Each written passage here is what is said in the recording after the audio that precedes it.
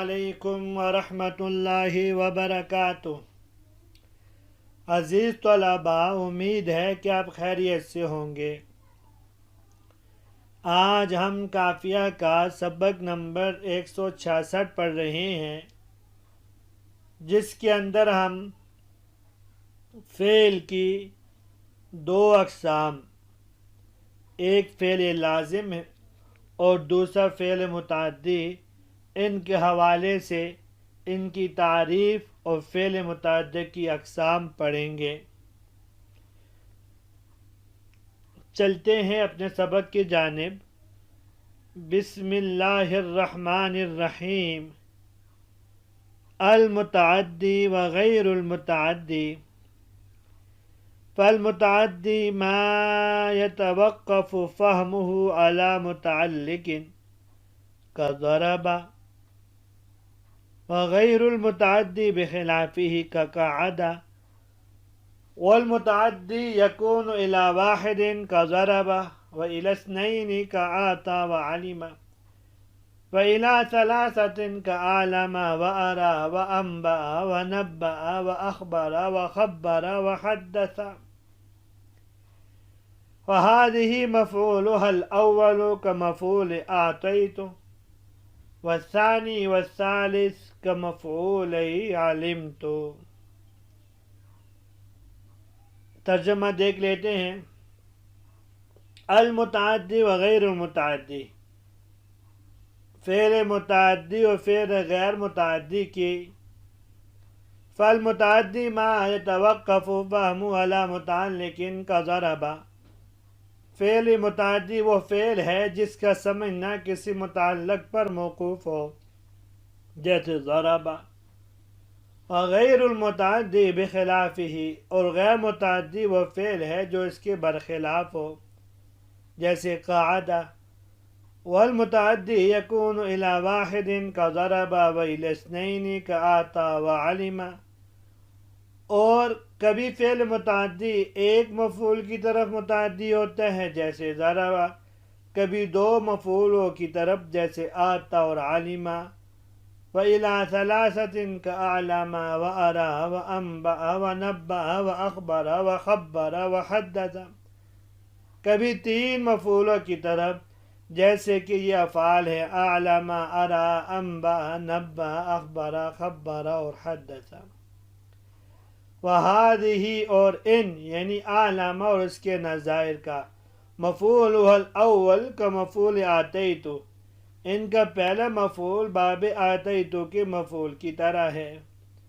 والثانی والثالث کا مفعول علمت، اور دوسرا اور تیسرا مفعول باب علمت کے دو مفعولوں کی طرح ہے۔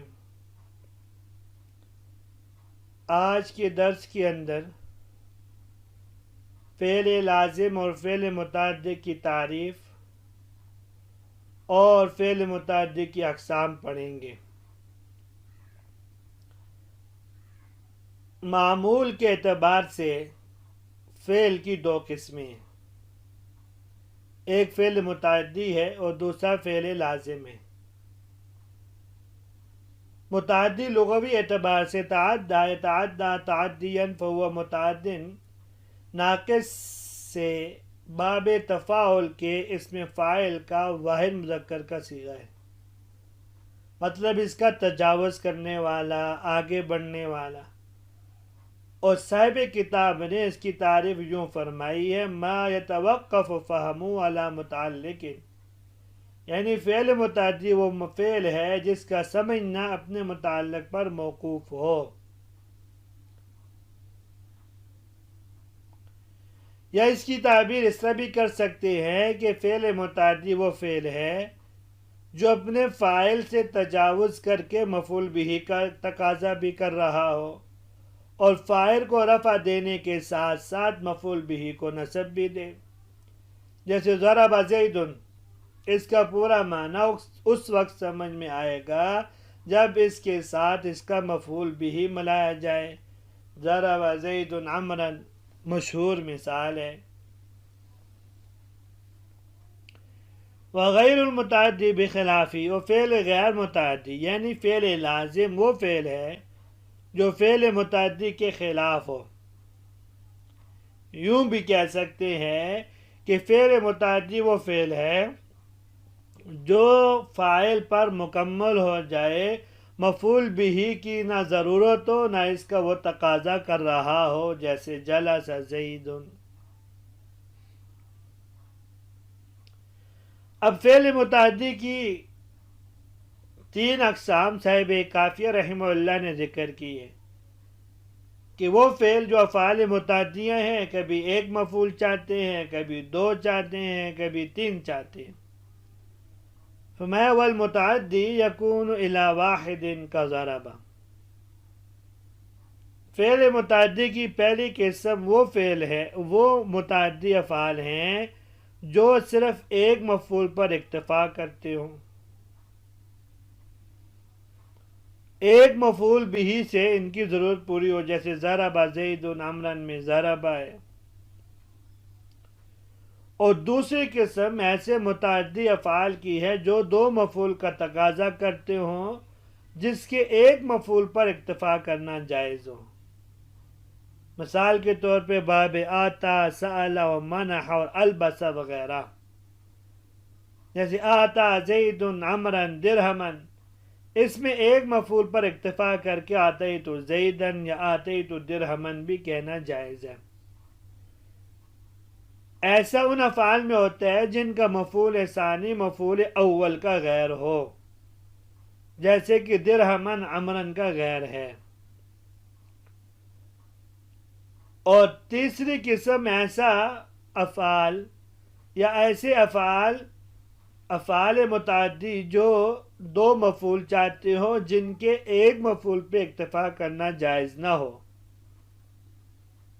جیسے باب عالمہ ہے، علمت زیدا فاضلا، اس میں ایک مفعول پر اکتفا کر کے علمت زیدا یا علمت فاضلا کہنا جائز نہیں ہے۔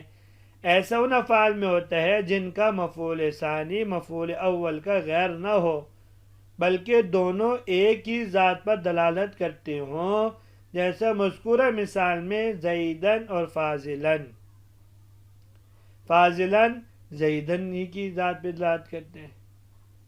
اور ایک قسم وہ ہے متعدی ایسے افعال جو تین مفعول کا تقاضا کرتے ہو، جن کو متعدی بس مفعول کہتے ہیں، یعنی وہ افعال، وہ فعل متعدی جسے تین مفعولوں کی ضرورت ہو۔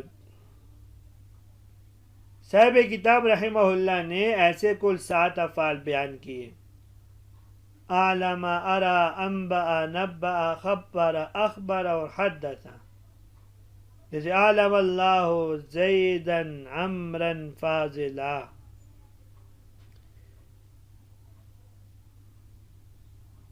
آئیے صاحب کتاب رحمہ اللہ فرما رہے ہیں وَهَذِهِ مَفْعُولُهَا، وہ افعال متعدی جو تین مفعول کا تقاضا کرتے ہوں، تین مفعول کی انہیں ضرورت ہو، کہتے ہیں ان کے مفاعل ثلاثہ کا حکم یہ ہے کہ علامہ اور اس کے نظائر کا مفعول اول آخر کے دونوں مفعولوں کے ساتھ ایک مفعول پر اکتفا کر کے جائز ہونے کے سلسلے میں باب آتیتو کے دو مفعولوں کی طرح، یعنی جس طرح باب آتیتو کے ایک مفعول کو حذف کر کے ایک مفعول ذکر کرنے پر اکتفا کرنا جائز ہے، اسی طرح ان افعال کے بھی آخر کے دونوں مفعولوں کو حذف کر کے مفعول اول کے ذکر پر اکتفا کرنا بھی جائز ہے، یا مفعول اول کو حذف کر کے آخر کے دونوں مفعولوں کے ذکر پر اکتفا کرنا جائز ہے۔ مفعول اول کے ذکر پر اکتفا کرنے کی مثال یہ ہے اعلم اللہ زیدن، اور آخر کے دو مفعولوں کے ذکر پر اکتفا کرنے کی مثال اعلم اللہ عمرا فاضلا۔ اور ان افعال کا دوسرا اور تیسرا مفعول ایک مفعول پر اکتفا کے جائز نہ ہونے کے سلسلے میں باب علمتو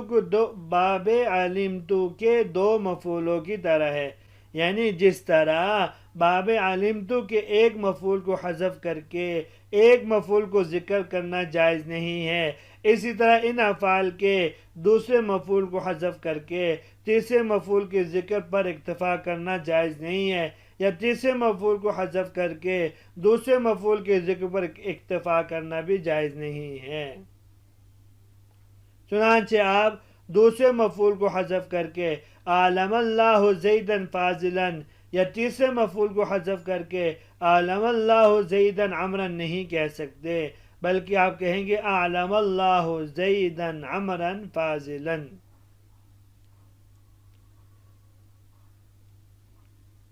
تو گویا والثانی والثالث کا مفعول علمتو، صاحب کافیہ فرماتے ہیں باب علمتو کے مفاعل ثلاثہ میں سے دوسرے اور تیسرے کی مثال باب علمتو کی دونوں مفعولوں کی طرح ہے، یعنی جیسا باب علمتو میں حذف نہیں کر سکتے کیونکہ وہ اصل میں مبتدا و خبر تھے جو لازم و ملزوم ہوتے ہیں، ایسے ہی باب علمتو کے مفعول ثانی و ثالث آپس میں مبتدا خبر تھے، تو اسی لازم و ملزوم ہونے کی وجہ سے ان میں سے کسی ایک کا حذف کرنا بھی جائز نہیں ہے۔ اور اسی طرح باب عالمہ میں جس طرح ہم نے ذکر کیا کہ دونوں مفعول اصل میں مبتدا خبر ہوتے ہیں، دونوں کو ذکر کرنا لازم و ملزوم ہے۔ تو آج کے سبق میں ہم نے ایک تو فعل لازم اور متعدی کی تعریف پڑھی، اور دوسرا فعل متعدی کی اقسام اور ان کے کون کون سی قسم میں مفعول کو ذکر کر سکتے ہیں، کرنا جائز ہے، اور کون سی قسم ایسی ہے جس کے مفعول کو حذف کرنا جائز ہے۔ امید ہے کہ آپ کو آج کا سبق بھی سمجھ میں آ گیا ہوگا۔ اجازت دیجیے، اللہ تبارک و تعالی ہم سب کی حامی و ناصر ہوں۔ السلام علیکم ورحمۃ اللہ وبرکاتہ۔